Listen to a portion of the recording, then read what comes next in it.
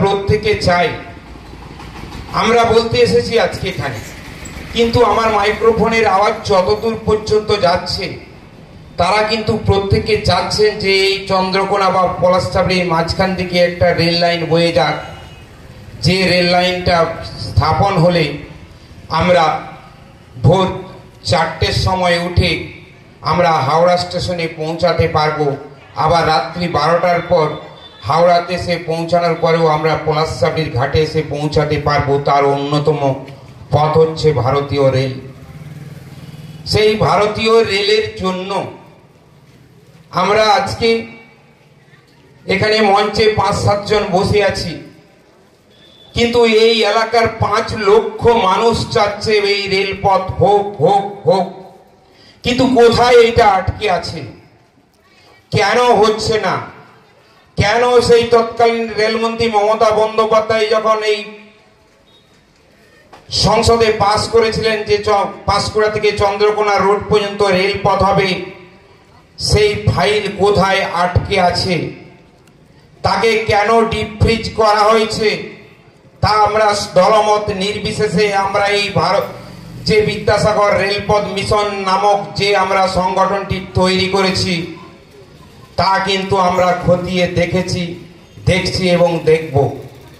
আমরা সারা Ghatal sub division জুড়ে প্রত্যেকটা ব্লকে ব্লকে আমরা বিদ্যাসাগর রেলপথ মিশনের নাম করে আমরা কমিটি গঠন করেছি, সেটা স্বল্প পরিসরে। আমরা এখানে এসেছি আমাদের আন্দোলনকে আরো সুদৃঢ় করার জন্য, বহু সংখ্যক মানুষকে যাতে এই আন্দোলনের সঙ্গে যুক্ত করা যায় তার জন্য কিন্তু এসেছি দুটো কথা বলার জন্য। রেলপথের উপযোগিতা বলতে গেলে রেলপথ কি উপকার লাগে সেটা আমার থেকেও কিন্তু আপনারা আরো অনেক ভালোভাবে জানেন। তাই ইতিমধ্যে আমরা প্রত্যেকটা ব্লক ব্যাপী এই ধরনের ছোট ছোট আমরা কর্মসূচি এবং পথসভা এবং মিছিল সংগঠিত করেছি। সঙ্গে গণস্বাক্ষর লক্ষ লক্ষ মানুষের গণস্বাক্ষর আমরা সংগ্রহ করেছি। সেই গণস্বাক্ষর গত 10 দিন আগে আমাদের দিল্লি অভিযান হয়েছিল এই বিদ্যাসাগর রেলপথ মিশনের পক্ষ থেকে। আমাদের বিদ্যাসাগর রেলপথ মিশনের যিনি সেক্রেটারি রয়েছেন তেনার নেতৃত্বে 10 জন আমাদের প্রতিনিধি দল আমাদের দিল্লিতে গিয়েছিলেন। রেলমন্ত্রীর সঙ্গে সাক্ষাৎ হয়েছে, রাষ্ট্রপতির সঙ্গেও সাক্ষাৎ হয়েছে আমাদের দাবি দাওয়া নিয়ে, এবং আমরা গণস্বাক্ষরগুলি পৌঁছে দিয়েছি। আমরা মুখ্যমন্ত্রীর সঙ্গেও সাক্ষাৎ করব। আপনাদের স্বাক্ষর, আপনাদের মতামত, আপনারা যে রেলপথ চান সেই রেলপথের দাবি নিয়ে আমরা মুখ্যমন্ত্রীর কাছ পর্যন্ত আমরা পৌঁছাবো। তাই আপনাদের কাছে এসেছি, করজোড়ে আপনাদের কাছে আবেদন করছি, অনুরোধ করছি। আমাদের এই মঞ্চে থেকে যে গণস্বাক্ষরটা চলছে না সন্দীপ, আমাদের স্বাক্ষর এক্ষুনি শুরু হবে। আপনারা প্রত্যেকে গণস্বাক্ষর করুন। আপনার স্বাক্ষর আমরা মুখ্যমন্ত্রী মমতা বন্দ্যোপাধ্যায়ের কাছে পৌঁছে দেব। আমরা আপনার স্বাক্ষর ভারতীয় রেল ভবনে দিল্লিতে আমরা পৌঁছে দেব।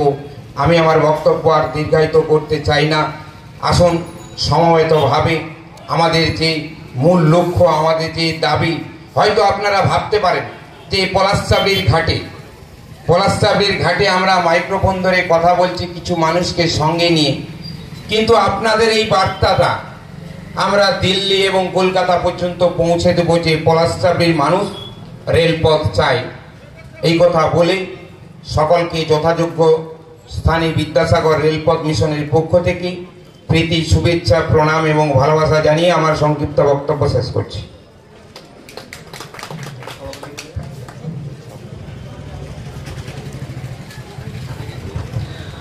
ধন্যবাদ জানাই। কিছু বক্তব্য রাখেন বিশিষ্ট ব্যক্তিবর্গ আমাদের অসীম বাবু। এখন আপনাদের সামনে কিছু বক্তব্য তুলে ধরবেন আমাদের চন্দ্রকোনা 2 শাখা কমিটির সম্পাদক সৌরভ চক্রবর্তী। এই ছোট্ট ভাই সৌরভ খুব অল্প বয়সী ছেলে, আমাদের বিদ্যাসাগর রেলপথ মিশনের চন্দ্রকোনা শাখা কমিটির সম্পাদক। কিন্তু এই ছেলেটি এই রেলপথ সংগঠনের জন্য, যাতে রেলের বিস্তার হয় আমাদের এই এলাকার উপর দিয়ে, এ যে কি পরিশ্রম করে সেটা বলে বোঝানো নয়। তাই আমি সৌরভকে বলবো সংক্ষেপে কিছু বলার জন্য। নমস্কার প্রত্যেককেই। এই পঞ্চরাত্রি দোল মেলা কমিটির প্রত্যেকটি সদস্য এবং পার্শ্ববর্তী গ্রামবাসী জনসাধারণকে আমার শ্রদ্ধা এবং ভালোবাসা বিনম্র প্রণাম। আজ আমরা উপস্থিত হয়েছি পলাশচাবড়ি বাজার সংলগ্ন মার্কেটে। আমরা একটি মিশনে নেমেছি, যেই মিশনের নাম বিদ্যাসাগর রেলপথ মিশন। আপনারা হয়তো জানেন যে ঘাটাল মহকুমা ভারতীয় রেল মানচিত্রে এখনো অবধি বঞ্চিত হয়ে আছে। গোটা ভারতবর্ষ জুড়ে প্রত্যেকটি জেলা, প্রত্যেকটি দেশ এখনো রেল মানচিত্রে যুক্ত হয়ে বিভিন্ন উন্নতি এবং উন্নতি শিখরে পৌঁছে গেছে, কিন্তু ঘাটাল মহকুমা তথা চন্দ্রকোনা এখনো রেল মানচিত্র থেকে বঞ্চিত। তাই আপনারা প্রত্যেকে এগিয়ে আসুন, যাতে আমরা এই মহতি যোগ্য